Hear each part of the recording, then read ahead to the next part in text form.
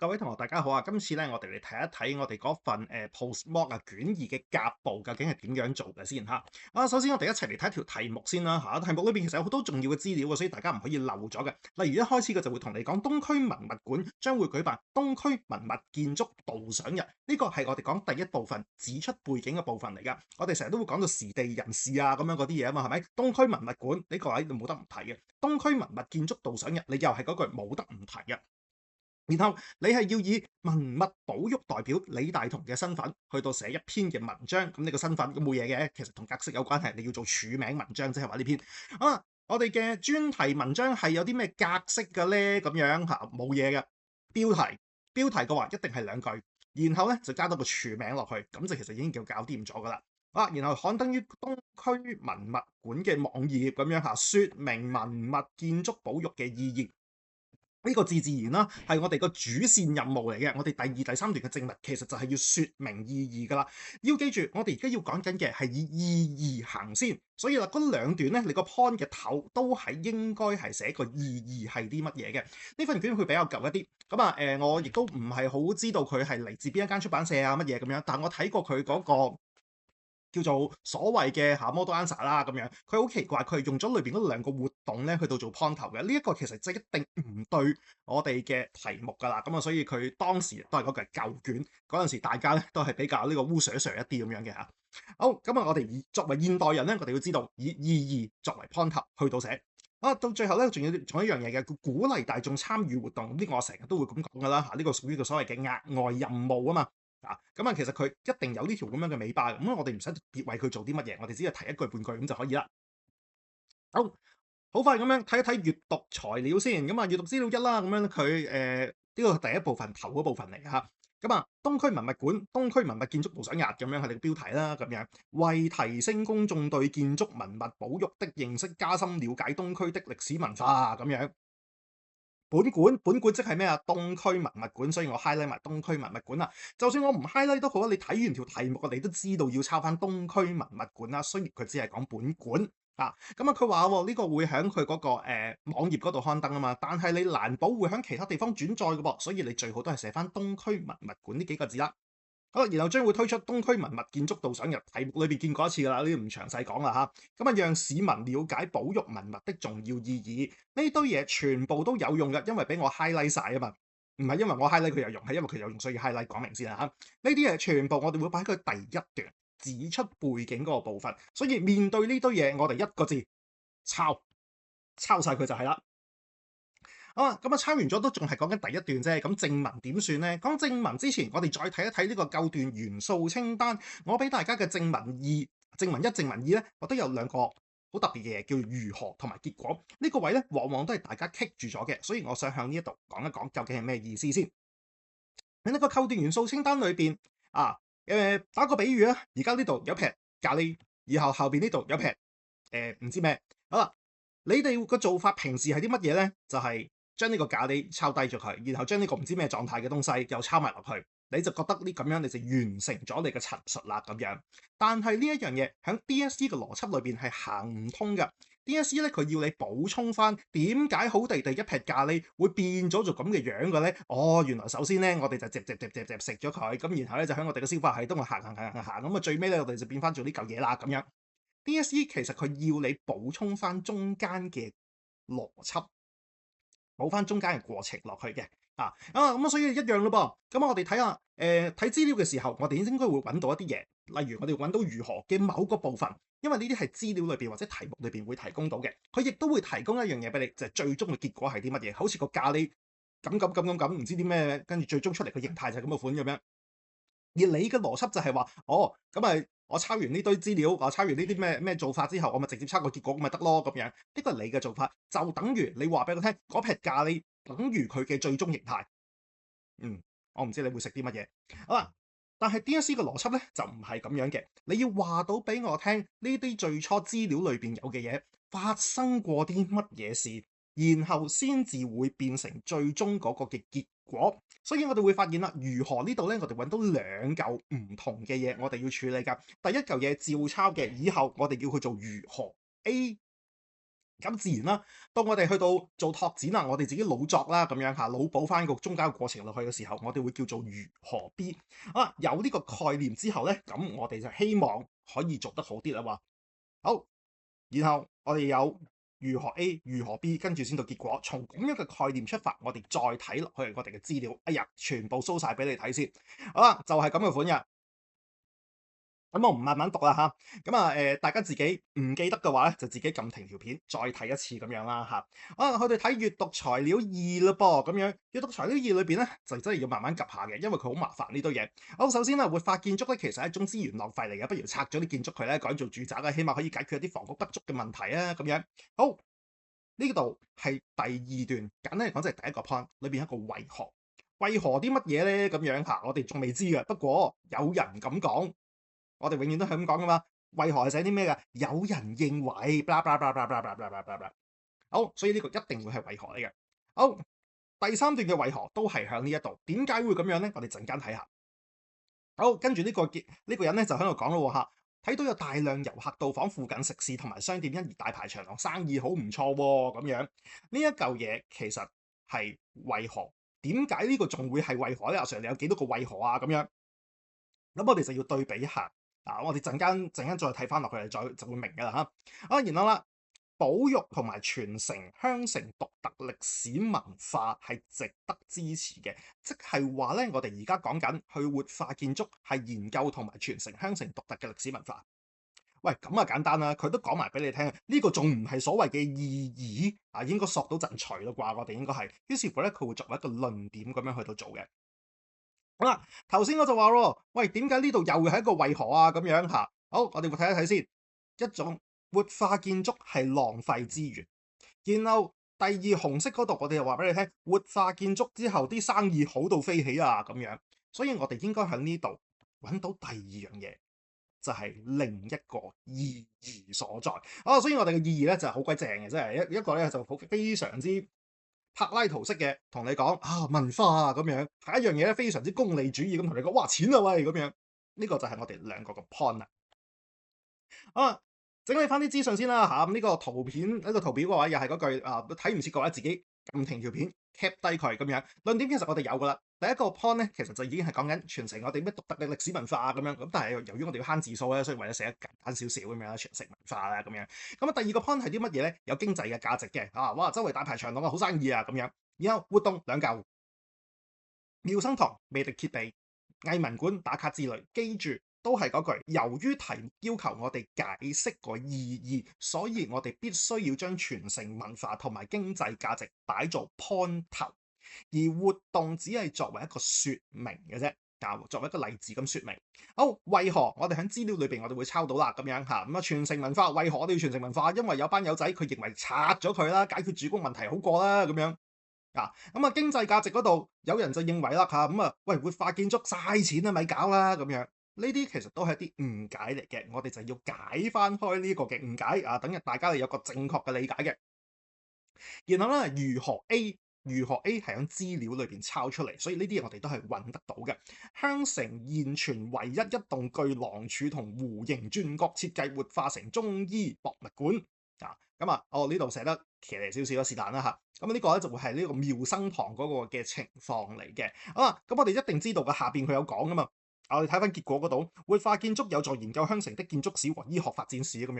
呢個係資料裏邊俾我噶嘛，所以我頭先咪就係話咯，如果你話香城唯一現存唯一一棟嘅巨廊柱同埋咩弧形轉角設計咁樣跟住活化成中醫博物館，所以就活化建築咧就有助研究香城嘅建築史同醫學發展史啦咁樣。呢個就係話俾你聽，你嗰盤價咧直接等於佢嘅最終形態。你而家要做翻俾我嘅就係個拓展，究竟點解咁樣整完之後，到最終我哋就有助去到研究建築史咧，有助我哋了解醫學發展史咧，中間嗰個點解就係你要答我嘅地方，所以呢個位我哋叫拓展嘅地方。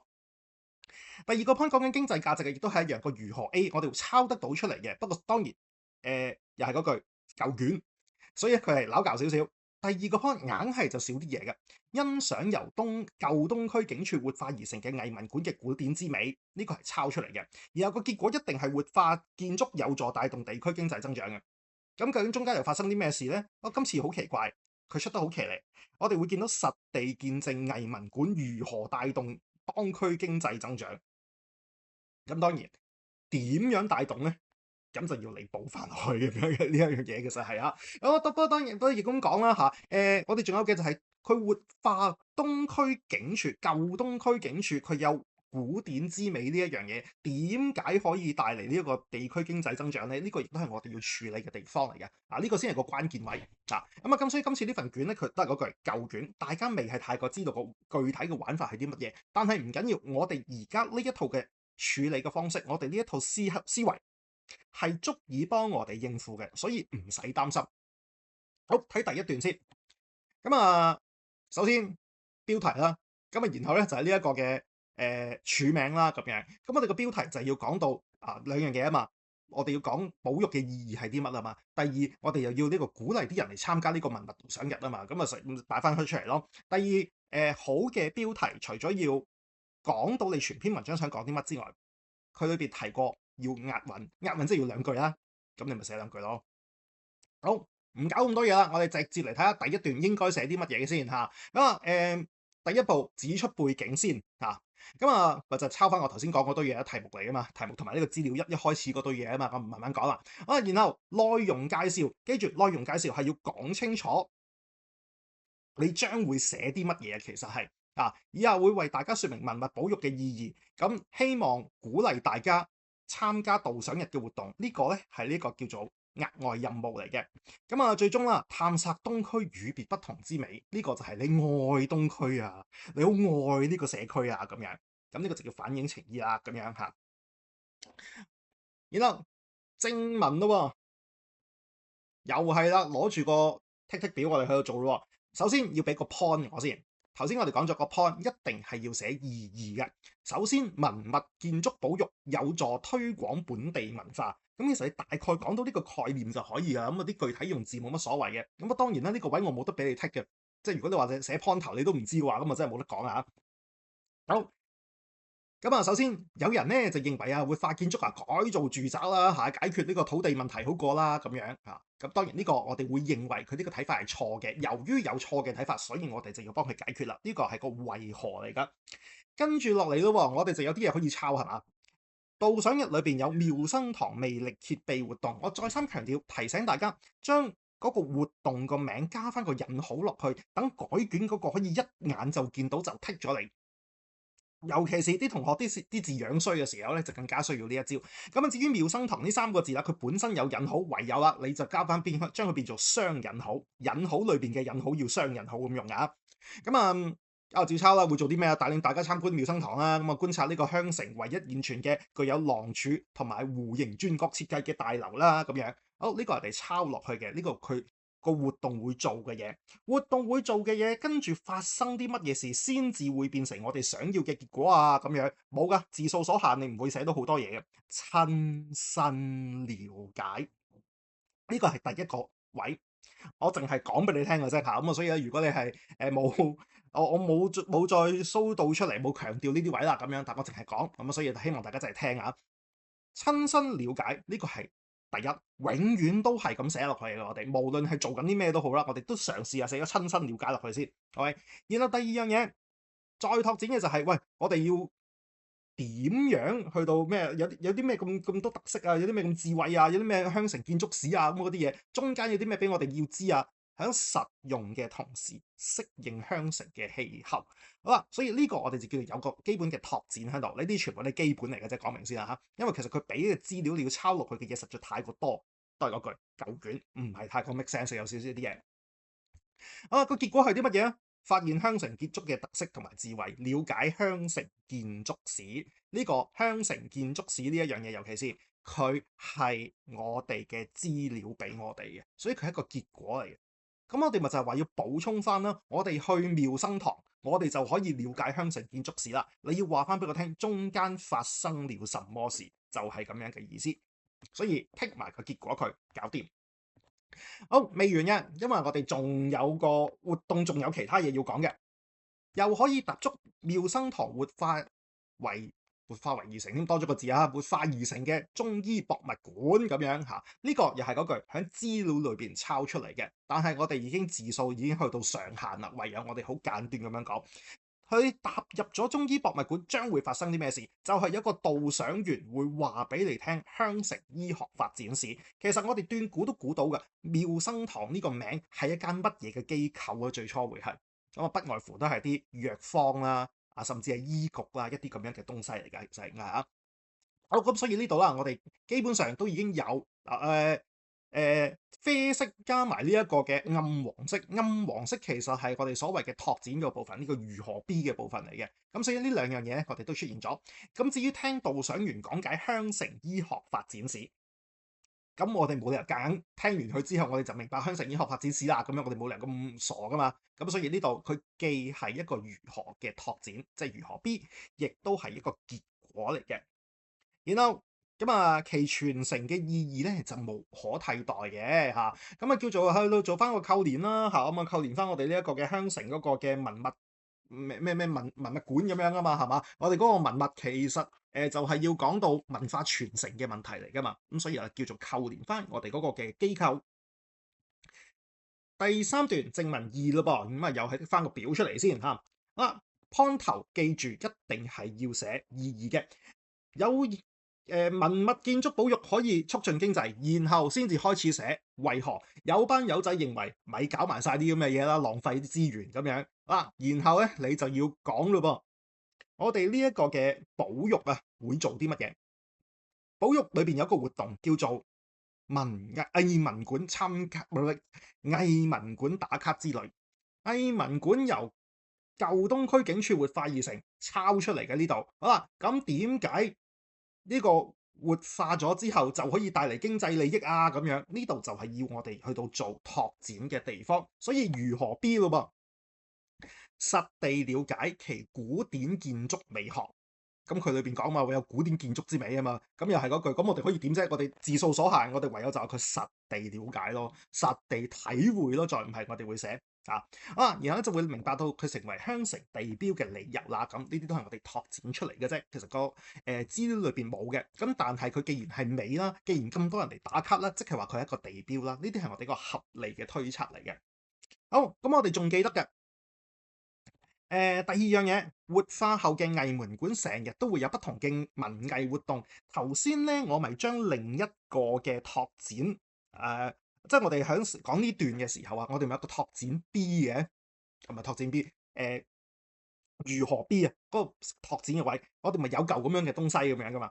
咩邊嚿東西啊？就呢嚿有好多人走嚟附近打卡，於是乎搞到啲食肆大排長龍咁樣，所以我哋要前邊要擺翻少少嘢落去。咁點解藝文館可以變成一個打卡熱點咁樣？咁你唯有夾硬講咯。佢有好多唔同嘅文藝活動係呢個位咧，佢嗰個嘅邏輯同我哋平時有少少分別。咁我哋做嗰樣，不過其實做嘢嘅先後次序唔同嘅啫，其實只不過係咁有啲情況之下咧，佢會俾咗個如何 A 我哋要點樣講翻去解釋翻點樣出個結果。咁佢而家呢度好得意嘅，佢俾咗個如何 B 我哋，即係拓展嘅位，反而佢做咗俾我哋。咁然後咧，我哋要講翻究竟之前發生過啲咩事咁樣嚇。咁呢種寫法會少嘅，因為其實佢好大程度上咧都會變成一種杜撰。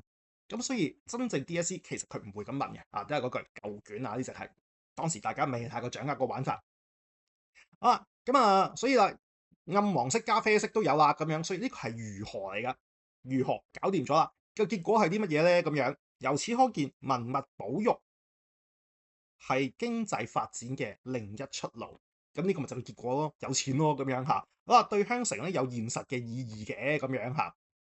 好，呢個位係情義喎，呢個位唔係扣連喎咁樣，因為點解咧？因為我哋嗰個文物館我哋唔係主要講經濟，當然啦，除非你嘅理解就係我哋嘅文物館係響文物可以持續性發展咁樣，除非你一開始講到咁樣，但係我哋唔夠字數，唔夠篇幅做呢啲嘢，所以我哋冇辦法啦，唯有減粗嚟啦。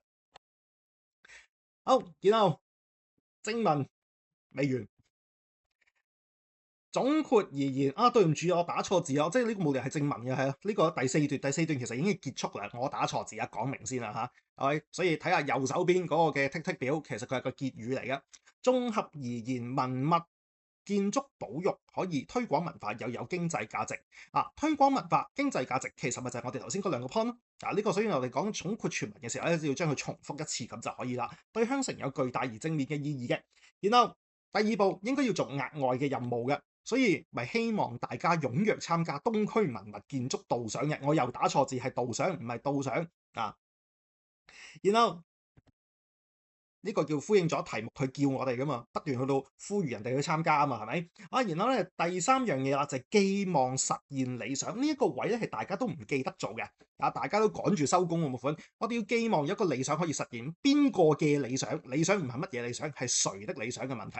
呢個一定係我哋個東區文物館，所以我哋東區文物館最希望嘅係啲乜嘢咧？全民了解建築保育嘅意義，呢啲叫理想。你話大家都嚟支持我哋東區文物館呢個咧，就係目標嚟嘅啫。我哋做人最終嘅理想，我哋心目中嘅大同世界就係咁嘅款，大家全民都了解到建築保育嘅意義，然後再顯情義你對香城對東區嘅愛，一起讓香城成為一個新留舊語並存、經濟與文化並行的深度城市。呢一樣嘢就係顯示出你個情義，你對呢個城市嘅愛。頭先我講下，你對東區嗰個嘅懷念啦咁樣。好，我不斷同大家講，我哋唔夠字數啊，唔夠篇幅啊，咁樣，所以有啲嘢要做得簡單一啲啊，咁樣確實係噶。咁啊，整體嚟講個字數就係咁嘅款嘅。咁啊，你最多咪減翻一個字出嚟。我頭先話唔知點解多咗個字嘅咁樣，係咪啊？咁啊，格式嗰度即係話個標題啦，加埋全名咧，我用咗23個字，引言用咗94個字啊，正文一、正文二咁樣嚇，咁其實都每段都接近200嘅咁樣。咁啊，到結語100個字左右啦咁樣。咁啊，所以減翻個字出嚟啦，唔覺意打多咗咁樣嚇。咁啊，總字數應該係592個字嘅。咁啊，所以大家咧就留意翻咧，我哋嗰個嘅如何 B 係點樣做嘅，俾多啲心思落去。咁其實又係嗰句，我哋個篇幅所限，唔需要你做得好仔細、好具體，你講得通就可以噶啦。好，講到呢度先，有啲咩問題嘅話，咁啊再直接嚟問我啦。拜拜。